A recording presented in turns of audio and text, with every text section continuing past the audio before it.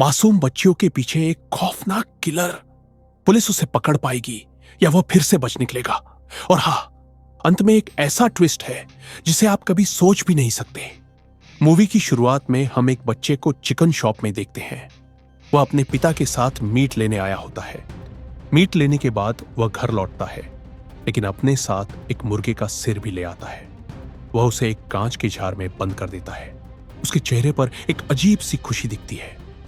फिर हम उसके बेड के नीचे कई छोटे बड़े जार देखते हैं, जिनमें मेंढक, तितली, बिच्छू, सांप जैसे जानवर बंद होते हैं। आज जब वह मुर्गे का सिर वहां रख रहा होता है, तभी उसके पापा उसे देख लेते हैं और उसे बहुत मारते हैं। यह सिलसिला सालों तक चलता रहता है। एक दिन बच्चा गुस्से में अपने पिता का रस्सी से गला घोट देता है और लाश को घर के पीछे दफना देता है। अब कहानी आती है दिव्या पर, जो एक डांस एकेडमी से गायब हो जाती है। वह अपनी बड़ी बहन के साथ डांस सीखने आई थी। उसके परिवार की पहुंच बहुत ऊपर तक है, इसलिए केस सीधे एसीपी रितिका संभालती है। लेकिन दिव्या को ढूंढने से पहले ही उसकी लाश मिल जाती है, चाकू मारकर हत्या। केस अब मर्डर में बदल जाता है। एसीपी रितिका एक टीम बनाती है, जिसमें फोरेंसिक डॉक्टर जॉन और असिस्टेंट शिखा भी होते हैं। कुछ ही दिनों में 3 बच्चियां मारी जाती हैं और पुलिस पर दबाव बढ़ जाता है। शिखा नोटिस करती है कि रितिका अक्सर जॉन पर बेवजह गुस्सा होती है। पूछने पर जॉन बताता है कि रितिका उसकी भाभी है। कभी सब खुश थे, लेकिन एक रात सब बदल गया और दोनों अलग हो गए। असल वजह आगे पता चलेगी। तभी रिटायर्ड एसपी अब्दुल आते हैं। वह बताते हैं कि 10 साल पहले भी ऐसी ही हत्याएं हुई थी। एक बस ड्राइवर उबैद को गिरफ्तार किया गया था, लेकिन वह खुद को बेगुनाह बताता रहा। 2 दिन बाद फिर एक बच्ची मरी और 5वीं बच्ची के नाखूनों से मिला डीएनए उबैद से मैच नहीं हुआ, बल्कि पुराने सैंपल से मैच हो गया। मतलब असली किलर बाहर ही था, लेकिन दबाव में केस दबा दिया गया। अब 10 साल बाद वही पैटर्न लौट आया है। अब्दुल जॉन को पुराना डीएनए सैंपल देते हैं और कहते हैं, नई लाश से जो भी डीएनए मिले उससे जरूर मैच करना। जाते वक्त जॉन और शिखा चौंक जाते हैं। अब्दुल का ड्राइवर वही उबैद है। जेल से निकलने के बाद उसे नौकरी नहीं मिली थी, इसलिए अब्दुल ने रख लिया। अगले दिन एक आदमी पुलिस को बताता है कि उसने किलर को लाश ठिकाने लगाते देखा है, और वो कोई बड़ा आदमी नहीं बल्कि 10 से 11 साल का बच्चा था। उसके आधार पर स्केच बनता है और मीडिया में रिलीज किया जाता है। एसीपी रितिका की बेटी नैना डॉक्टर अल्फांसो के पास थेरेपी लेती है, लेकिन उसकी परेशानी साफ नहीं बताई जाती। शायद वजह माता पिता की लड़ाई है। रितिका अल्फांसो से मिलती है और बेटी की हालत पूछती है। डॉक्टर कहते हैं, सेशन अच्छे चल रहे हैं, नैना ठीक हो जाएगी। तभी अल्फांसो कहते हैं, कल जो बच्चे का स्केच मीडिया में दिखाया गया उसके बारे में मुझे कुछ पता है। फिर डॉक्टर अल्फांसो एसीपी रितिका को उस स्केच वाले बच्चे की 2 फोटो दिखाते हैं और कहते हैं, कुछ साल पहले जुवेनाइल होम से इसे काउंसलिंग के लिए मेरे पास लाया गया था। इसने अपने दोस्तों को मारने के लिए उन्हें कुएं में धक्का दे दिया था, लेकिन किस्मत से वो बच गए। फिर मुझे कैंसर के इलाज के लिए जाना पड़ा और जाने से पहले मैंने रूबिन का case clinical therapist doctor Menon को ट्रांसफर कर दिया। आप उनसे मिलिए, वो आपको रूबिन के बारे में और बता पाएंगे। फिर एसीपी रितिका डॉक्टर मेनन से मिलने जाती है। डॉक्टर मेनन बताते हैं, मैंने कई साल तक रूबिन की काउंसलिंग की। उसे अच्छा महसूस हो इसलिए कोर्ट की परमिशन लेकर महीने में 1 दिन उसे अपने घर भी ले जाता था। लेकिन कुछ हफ्ते पहले उसके हाथ में चाकू लग गया और वो अचानक बहुत एग्रेसिव हो गया। मैंने उसे शांत करने की कोशिश की, लेकिन वो उसी चाकू से मुझ पर हमला करके भाग गया। तब से पुलिस उसे ढूंढ रही है। अगले दिन एक अस्पताल में एक छोटी बच्ची को उसकी मां वेटिंग रूम में छोड़कर आईसीयू चली जाती है। वहीं रूबिन भी उस अस्पताल में होता है और दूर से उस बच्ची को देख रहा होता है। बच्ची कैफेट एरिया से एक चॉकलेट खरीदती है। थोड़ी देर बाद उसकी मां बाहर आती है, लेकिन बच्ची गायब होती है। पूरे अस्पताल में ढूंढने के बाद भी वो नहीं मिलती। पुलिस जांच में पता चलता है कि बच्ची ने चॉकलेट खरीदी थी और वही चॉकलेट बाद में डस्टबिन में मिलती है, आधी खुली और थोड़ा खाई हुई। स्टाफ से पूछताछ में सामने आता है कि बच्ची के साथ रूबिन को देखा गया था। जॉन चॉकलेट को फॉरेंसिक लैब ले जाता है। बाहर के कवर पर कई लोगों के फिंगरप्रिंट होते हैं, लेकिन अंदर के गोल्डन फॉइल को सिर्फ 2 लोगों ने छुआ था। एक बच्ची, क्योंकि उसका डीएनए मिल जाता है। दूसरे ने बहुत सावधानी बरती थी, शायद रुमाल से पकड़ा था। उसी ने चॉकलेट डस्टबिन में फेंकी थी। फॉइल से जॉन को रुमाल के कॉटन थ्रेड्स मिलते हैं। मॉडर्न टेक्नोलॉजी से वो उन थ्रेड्स से उस आदमी का डीएनए निकाल लेता है। हर बार जब हम किसी चीज को छूते हैं, हमारी स्किन सेल वहीं रह जाती है और उन्हीं से डीएनए मिल जाता है। अब जॉन के पास 2 डीएनए हैं, एक गायब बच्ची का और दूसरा किसी अनजान आदमी का। वो अनजान डीएनए को रुबिन के डीएनए से मैच करता है, लेकिन मैच नहीं होता। फिर वो उस डीएनए को रिटायर्ड एसपी अब्दुल सर के दिए हुए सैंपल से मैच करता है और मैच हो जाता है। मतलब 10 साल पहले बच्चियों को मारने वाला और आज मारने वाला दोनों एक ही आदमी है। रुबिन को जंगल में एक बंद पड़ी बस के अंदर से निकलते देखते हैं। थोड़ी देर बाद उसी बस से एक लड़की एक लाश निकालती है। वो लड़की कोई और नहीं, रितिका की बेटी नैना होती है। मतलब नैना भी रुबिन के साथ मिली हुई है। दूसरी तरफ जॉन अब्दुल सर को बताता है कि उनका दिया हुआ डीएनए उसी अनजान आदमी से मैच हो गया है। दोनों उस एरिया में जाते हैं जहां 10 साल पहले 4 बच्चियों की लाश मिली थी। जॉन कहता है उस वक्त बारिश का मौसम था, ज्यादातर जमीन पानी के नीचे थी। चलो उन इलाकों को फिर से स्कैन करते हैं जो तब डूबे हुए थे। स्कैन और खुदाई करने पर 5 कंकाल निकलते हैं। ध्यान देने वाली बात यह है, इस सब की जानकारी एसीपी रितिका को नहीं है। उनका पूरा फोकस सिर्फ रुबिन को पकड़ने पर है। दूसरी तरफ जॉन उन सभी लोगों की लिस्ट बनाता है जो उस दिन अस्पताल में मौजूद थे जब बच्ची गायब हुई थी।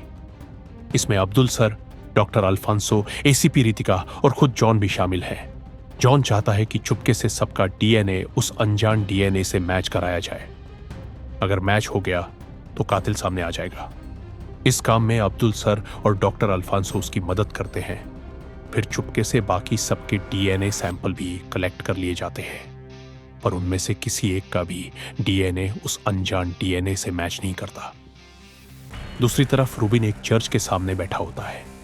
अचानक उसे कुछ होने लगता है। वो अपने कान पकड़कर जोर से चिल्लाने लगता है। थोड़ी दूर एक कार में नैना एक आदमी के साथ बैठी होती है। उस आदमी के पास एक डिवाइस है जिससे वो रुबिन को कंट्रोल कर रहा होता है। ये डिवाइस क्या है, ये हमें आगे पता चलेगा। एसीपी रितिका को पता चलता है कि रुबिन चर्च में है। वो तुरंत पहुंचकर रुबिन को अरेस्ट कर लेती है। पूछताछ में रुबिन कहता है, हाँ, सारे मर्डर मैंने किए। शैतान ने कहा था। उसे पुलिस स्टेशन की जेल में डाल दिया जाता है। तभी जॉन को एक बात समझ आती है। वो कहता है, रुबिन अभी बच्चा है, हो सकता है वो सच में किसी आवाज के बहकावे में आया हो। मुझे पता चला है कि उसके दोनों कान खराब हैं। वो हमेशा हियरिंग डिवाइस लगाता है। आजकल इन डिवाइस को हैक किया जा सकता है। कोई भी उनकी फ्रीक्वेंसी पकड़कर यूजर के कान में कुछ भी बोल सकता है। रुबिन साइको है। उसे लगा होगा ये आवाज शैतान की है। असल में इसके पीछे कोई इंसान है जो अभी भी उसे कंट्रोल कर रहा है। हमें उसके कान से वो डिवाइस निकालना होगा। जॉन और शिखा तुरंत पुलिस स्टेशन निकलते हैं। दूसरी तरफ उसी स्टेशन के बाहर एक कार खड़ी है। अंदर बैठा आदमी रुबिन के हियरिंग डिवाइस को कंट्रोल कर रहा है। वो उसे बार बार कहता है, तुम कर सकते हो, तुम्हें करना ही होगा। जब जॉन पहुंचता है उसे पता चलता है रुबिन ने सुसाइड कर लिया है। मतलब कार वाला आदमी उसे मरने के लिए उकसा रहा था ताकि पुलिस कभी असली कातिल तक न पहुंचे। 3-4 दिन बीत जाते हैं। एक रात जॉन देखता है उसके घर के सामने एक कार खड़ी है। वो देखने जाता है, तभी पीछे से एक आदमी आकर डंडे से उसके सिर पर मारता है।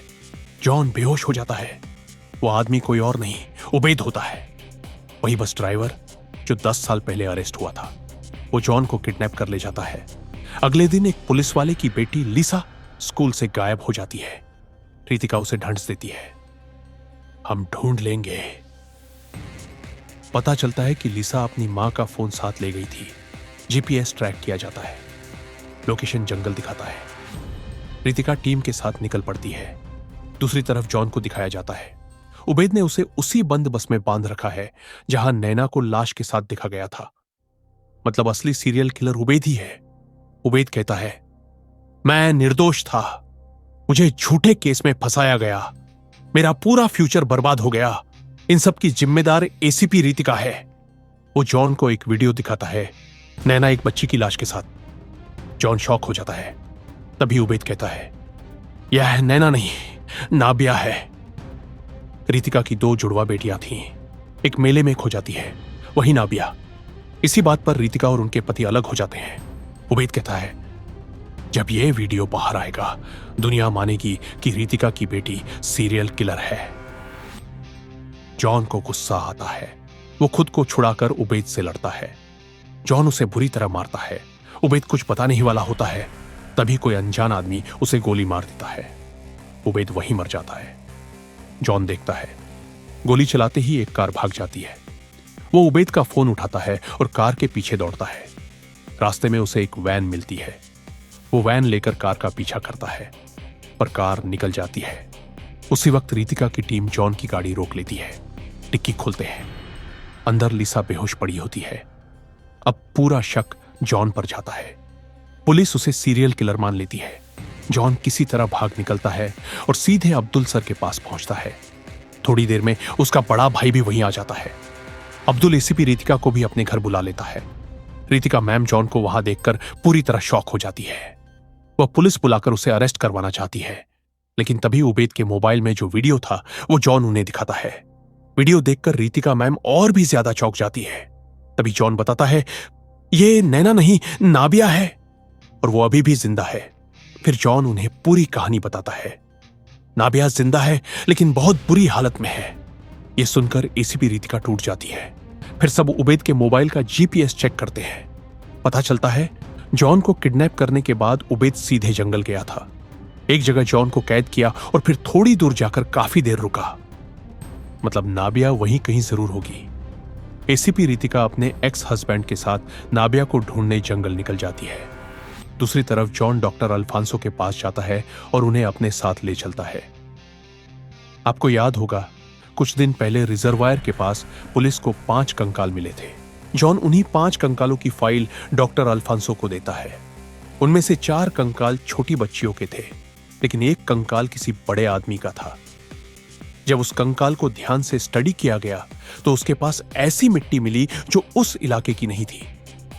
मतलब उसे पहले कहीं और दफनाया गया था और बाद में निकालकर यहां लाकर दबाया गया। जब उस मिट्टी की जांच की गई तो पता चला कि यह मिट्टी रिजर्वायर से कुछ किलोमीटर दूर मिलती है। उस जगह की भी एक डरावनी कहानी है। 19वीं सदी में वहां एक गांव था।